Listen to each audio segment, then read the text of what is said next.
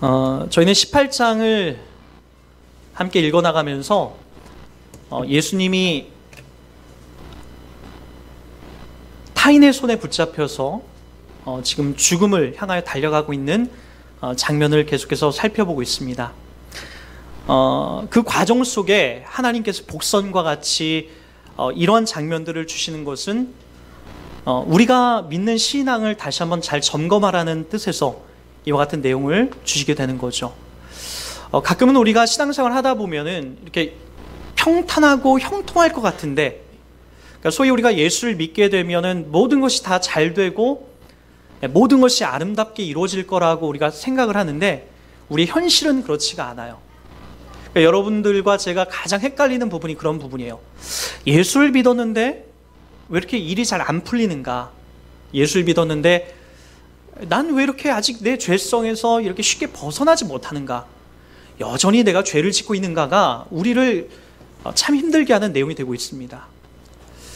여러분, 예수를 믿는다라고 해서 우리의 형편이 곧잘 좋아지거나 아니면 내 죄에서 금방 내가 해방되는, 자유롭게 되는 그런 경지로 우리가 가진 않습니다. 이것은 구약 성경에서도 참 동일하게 나오게 되죠. 애굽을 기적적으로 탈출하여 나온 그 이스라엘 백성들이, 히브리인들이 가나안 땅으로 가는 그 여정에서 우리는 그것을 힌트할 수 있습니다. 쉽지가 않다라는 거예요. 그 가는 과정 속에 하나님을 향하여서 욕하기도 하고 지도자 모세를 향하여서 돌을 던지고 욕하려고 죽이려고도 해요. 그게 우리들의 모습이라는 거죠. 신앙의 여정을 살면서 우리가 하나님의 그 놀라운 기적과 은혜 속에서 구원함을 받고 이 자리까지 왔지만 우리의 믿음의 여정은 여전히 부족하고 연약한 모습을 우리가 담아내고 있다는 거죠. 오늘 베드로가 칼을 들어서 예수님을 붙잡으러 온 그 장면도 이와 똑같은 거예요. 하나님께서 이 땅에 예수 그리스도를 보내시고 우리들 보고 어떻게 살아야 된다는 것을 베드로는 잘 감지하지 못합니다.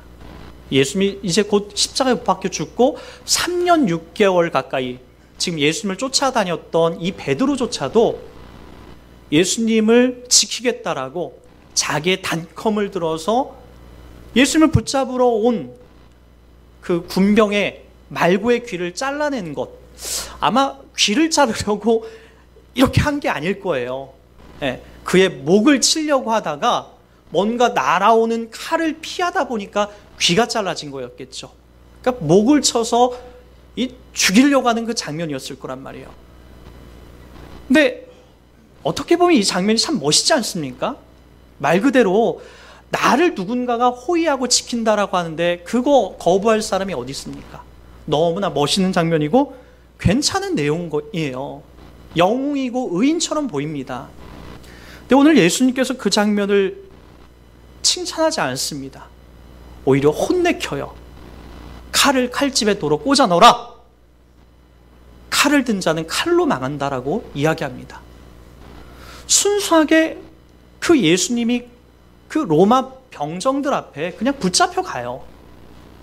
예수님이 그와 같은 능력을 못하기 때문에 그런 게 아니에요. 그 병장들을 이길 만한 힘이 없고 권력과 권세가 없기 때문에 그런 게 아니에요. 다른 복음서에서도 기록하고 있듯이 하나님께서 이들과는 견줄 수 없는 수많은 천군 천사를 동원하여서 여기 있는 군사들을 이길 수 없겠더냐라고 말씀하십니다. 이길 수 있다는 거예요. 주님이 그렇게 하지 않는 거죠. 왜 그렇게 하지 않는 걸까요? 여러분 11절을 다 같이 한번 보세요. 예수께서 베드로더러 이르시되 칼을 칼집에 꽂으라. 아버지께서 주신 잔을 내가 마시지 아니하겠느냐. 이 내용 때문에 그런 거죠. 여기에서 아버지께서 주신 잔이 바로 목적격으로 나옵니다. 이것은 반드시 이루어질 숙명이 운명이라고 얘기하는 거예요. 그 자리가 어떤 자리죠? 바로 지금까지 달려왔던 십자가의 자리예요.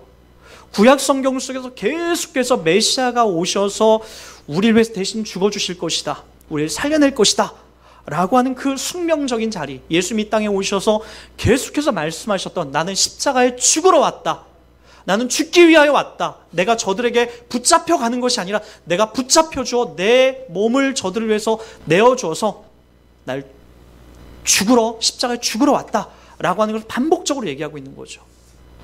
그 숙명, 그 마셔야 될 잔, 반드시 이루어져야 될 그 목적을 향하여서 예수님이 달려가고 있는 거죠.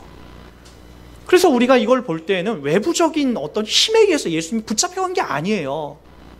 이길 힘도 권세도 있었지만 예수님이 붙잡혀 준 거예요. 너희들 나를 붙잡아 와라. 이제 시간이 됐다. 내가 죽어야 될 때가 왔다. 라고 하면서 바로 하나님께서 내게 주신 그 잔을 위해서 그렇게 달려가게 되는 거죠. 베드로는 이걸 이해 못합니다. 기독교 신앙에서 가장 중요한 장면이에요.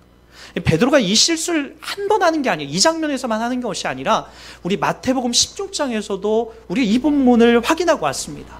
한번 여러분 우리가 마태복음 16장을 한번 좀 찾아가 보도록 할게요. 본문은 좀 접어두시고요. 16장 21절을 한번 찾아보세요.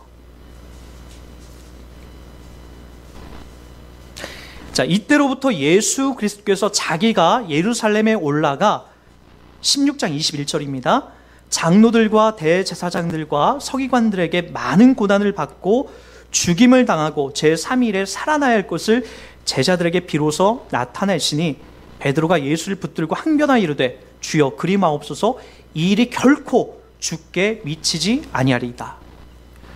예수님께서 드디어 내가 죽기 위하여 왔다. 내가 장로들과 대제사장들과 서기관들에게 많은 고난과 그리고 고통을 받고 죽임을 당하고 제3일 뒤에 살아난다라고 하는 이 기독교 복음의 핵심, 이 본질, 예수님이 이 땅에 오신 참된 의미를 설명하고 있는데 베드로가 무엇을 지금 맡고 있죠? 베드로가 예수를 붙들고 항변하여 이르되 그리 마옵소서, 주여 그리 마옵소서 이 일이 결코 죽게 미치지 않도록 제가 지킬 겁니다라고 얘기해요. 멋있는 장면이에요. 얼마나 이게 영화로 만들어지면요 상당히 멋있고 정말 베드로를 이 영웅으로 만들기 위한 아주 멋진 부분이라고요. 성경은요 뭐라고 얘기하는지 아십니까? 23절을 보세요. 예수께서 돌이키시며 베드로에게 이르시되 사탄아 내 뒤로 물러가라. 예수님이 오신 목적을 틀어막는 자들에게 사탄이라고 얘기합니다. 베드로에게 직접 어떤 사탄이 그 안에 들어가서 뭐 예수님을 유혹하는 그런 게 아니라 예수님이 이 땅에 오신 십자가의 죽으심과 부활하심의 그 반대편에 서게 되는 자들은 다 사탄적 사상과 내용을 담고 있다고 얘기하는 거예요. 그러니까 저와 여러분 마찬가지예요. 교회를 아무리 즐겁게 다니고 행복하게 우리가 다니고 좋은 관계를 이 안에서 맺는다 할지라도 도대체 예수님이 나와 무슨 상관이 있나? 그가 날 위해서 왜 죽으셨는가? 왜 부활하셨는가에 대한 그 깊은 은혜가 저와 여러분 가운데 자리하지 않게 되면 아무리 여러분이 많은 헌금을 하고 이 교회 와서 수많은 봉사를 하고 아무리 성경을 많이 가르친다 할지라도 그건 사탄입니다. 주님의 죽으심과 부활하심에 참여하여 나 같은 사람에게 주님이 죽어주셨고 날 위해 살려내신 그 의미를 깊이 헤아리지 않게 되면, 그 십자가의 의미를 깊이 헤아리지 않게 되면 사탄이라고요. 제가 하는 말이 아니라 성경이 그렇게 얘기하고 있어요. 누차 말씀드리지만 의외로 교회 가운데 그런 부류의 사람들이 되게 많아요. 그래서 여러분, 예수님의 죽으심과 부활하심에 대해, 이 십자가에 대해서 깊이 묵상하기보다는 교회에서 본전 찾으려고 하는 거죠. 가만히 보세요. 여러분들이 사역했던 교회, 다녔던 교회에서 대부분이 다 얼마나 봉사를 많이 했느냐가 칭찬받는 내용이 되고 얼마나 헌금을 많이 했느냐가 기록으로 기록이 돼요. 남게 돼요. 그것을 무시하자는 게 아닙니다. 그것을 뭐 거부하자는 이야기, 그거 너무나 소중하고 잘하는 겁니다. 그런데 주님의 죽으심과 부활하심에 여러분들이 참여하지 않고 그것만 남게 되면 그것이 사탄이요 마귀라는 거예요. 여러분, 교회에서 그와 같은 내용 안에 여러분들이 무엇을 지금 하고 있는지 점검하셔야 돼요. 내가 다른 사람들 인정받기 위해서 이 자리에 서 있는가? 아니면 내가 주님의 은혜와 이 대속함에 참여하여 내가 그 은혜와 기쁨으로 이 사명을 감당하는가는 확연히 다른 자리입니다. 어떤 분들은 그렇게 얘기하시는 분들이 있어요. 나는 구원받기 위해서 봉사하고 구원받기 위해서 교회를 다닌다라고 얘기하시는 분이 있어요. 이거는 정말 조심스럽고 잘못된 내용입니다. 베드로와 같은 거예요. 내가 주님을 지키기 위해서, 내가 칭찬받기 위해서, 내가 구원받기 위해서 내가 주님을 지킨다라는 것은 이건 마귀요 사탄이라는 거예요. 그게 아니라 구원받았기 때문에, 은혜 받았기 때문에, 주님의 십자가에 참여했기 때문에 내가 헌금도 할 수 있고 봉사도 할 수 있는 거예요. 아무리 우리가 많은 봉사를 하고 많은 헌금을 하고 많은 것을 한다 할지라도 주님의 십자가와 은혜에 참여하지 않으면, 그럼 다시 한번 강조하지만 주님과는 아무 상관없는 그런 삶이 되고 맙니다. 베드로는 또 이 부분만 또 실수하는 게 아니에요. 조금만 더 넘겨볼까요? 여러분, 이 자리에서도 큰 실수를 담아냅니다. 마태복음 26장입니다. 31절을 한번 보세요. 그때에 예수께서 제자들에게 이르시되 오늘 밤에 너희가 다 나를 버리라. 기록된 바 내가 목자를 치르니 양의 떼가 흩어지라 하였느니라. 그러나 내가 살아난 후에 너희보다 먼저 갈릴리로 가리라. 33절 다 같이 보세요. 베드로가 대답하여 이르되 모두 주를 버릴지라도 나는 결코 버리지 않겠나이다. 예수께서 이르시되 내가 진실로 내게 이르노니 오늘 밤 다 굴기 전에 네가 3번 나를 부인하리라. 베드로가 이르되 내가 주와 함께 죽을지언정 주를 부인하지 않겠나이다 하고 모든 제자도 그와 같이 말하니라. 바로 이 날이에요. 예수님을 절대로 내가 떠나지도 내가 부인하지도 않을 겁니다 라고 그날 밤, 어떻게 보면 인간의 작심이, 인간의 다짐이 이 말고의 귀를 자르는 베드로의 이 장면 속에서 들어맞는지도 몰라요. 그러나 여러분 다 알다시피 예수님께서 이 베드로에게 칼을 칼집에 꽂아 넣으라는 그 말을 하고 제자들은 다 도망가 버립니다. 예수님 앞에 내가 주와 함께 죽을지언정 베드로가 내가 주를 떠나지 않겠다라고 했던 이 다짐은 몇 시간 만에 다 취소되고 맙니다. 그게 우리 인간들이라고요. 우리의 다짐이, 우리의 헌신이, 우리의 노력이 사실 주님 앞에 그렇게 약발로 들어먹히지가 않아요. 저와 여러분들이 지금 인생을 살면서도 숱하게 많은 그런 다짐을 하지 않습니까? 나 착하게 살아야지. 나 올해만큼은 교회 한 번도 빠지지 말아야지. 올해 한 해만큼 내가 성경을 일독을 해야지. 이거 다 우리가 다짐했던 거예요. 근데 그게 잘 안 지켜집니다. 그게 우리의 수준이고 우리의 실력이라는 거예요. 베드로가 내가 주님과 함께 죽을지언정 주를 부인하지 않겠습니다라고 하는 것을 우리 모두도 다 실수하여 그렇게 지켜나가지 못하는 자들로 우리가 서고 만다라는 거예요. 성경이 오늘 이 베드로의 말고의 귀를 자르는 베드로의 이 모습을 통하여서 그것을 폭로시키는 거예요. 너의 수준과 너의 상황이 어떤 자리인지 그걸 얘기해 주고 있는 거죠. 한편 여러분, 이 장면에서 왜 베드로라는 이름이 여기 요한복음에만 나올까요? 이 말고의 귀를 자른 장면은 모든 복음서에 다 기록되는데 베드로의 이름은 요한복음에만 기록이 됩니다. 다른 복음서에는 이 요한복음보다 조금 더 다 일찍 기록됐어요. 이 요한복음 베드로가 죽은 다음에 더 이상 베드로가 말고의 귀를 잘랐다라고 하는 것을 이제 드러내도 잡아갈 수 없기 때문에 아마 이름이 기록된 것 같아요. 그럼에도 불구하고 베드로를 이렇게 요한복음에서 가장 앞장서 이야기하는 것은 베드로는 말 그대로 지금 예수님의 12명을 대표하는 제자들이고 그 12명의 제자들을 통하여서 바로 우리들에게 이 복음이 전해질 것을 이야기하는 거예요. 그러니까 베드로가 이렇게 실패하고 넘어지는 장면을 통하여서 저와 여러분들도 다 이 자리에 함께 있다는 것을 성경이 의도적으로 얘기하려는 거예요. 베드로나 나나 똑같다라는 거죠.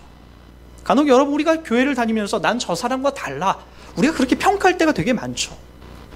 난 저렇게 믿음 없는 사람과는 좀 달라, 난 저렇게 신앙생활하는 사람은 난 달라 라고 그렇게 편을 가르시는 분들이 있어요. 근데 여러분, 그것은 성경이 이야기하려는 것이 아닙니다. 로마서 3장 23절에도 모든 사람이 죄를 범하였으며 하나님의 영광에 이르지 못한다라고 얘기하고 있습니다.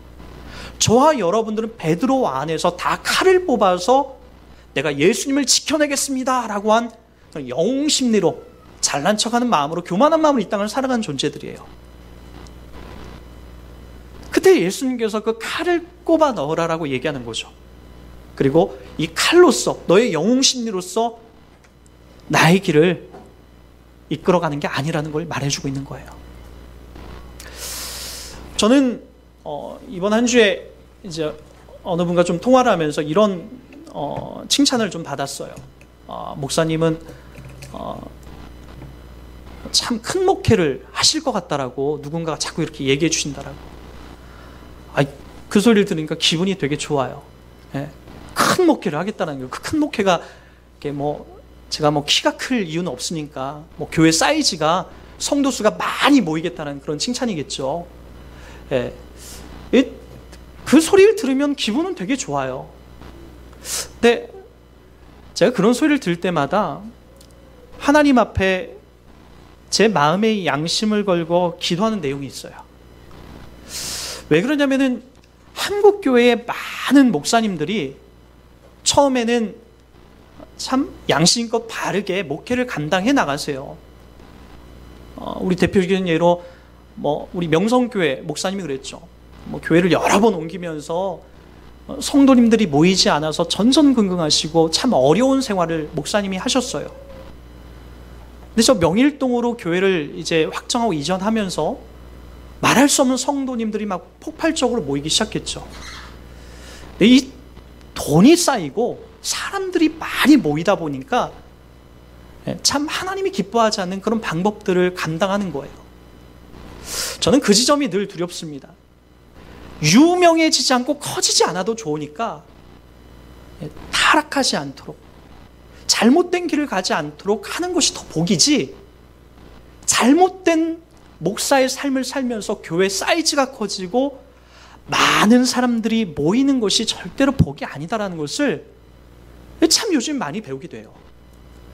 저와 여러분들도 마찬가지예요.